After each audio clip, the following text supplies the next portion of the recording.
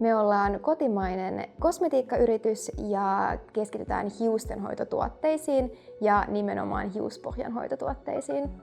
Meidän kohderyhmä on nuoret naiset, mutta meidän tuotteet sopii siitä huolimatta kaikille ja ne on erityisesti kehitetty hennommille hiuksille.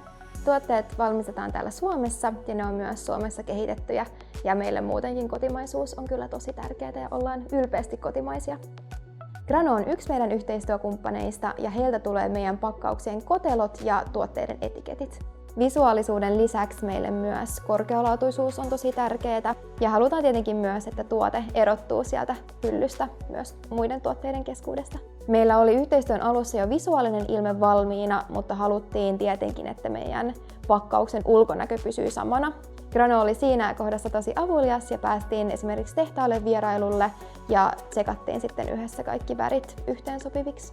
Volyymien kasvaessa myös tuotantoa pyritään nopeuttamaan kaikilla mahdollisilla keinoilla ja siihen pystyttiin sitten Granon kanssa proaktiivisesti muokkaamaan meidän pakkauksia niin, että ne sopii jatkossa myös täysin automatioidulle linjalle.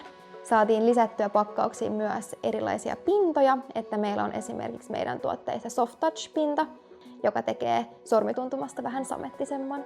Me oltiin lopputulokseen tosi tyytyväisiä. Välillä värit saattaa olla tosi hankalia materiaalista riippuen, niin just sillä, että me käytiin ne huolellisesti läpi kehitysvaiheessa, niin sillä oli kyllä tosi iso merkitys ja saatiin just ne värit, mitä haluttiin.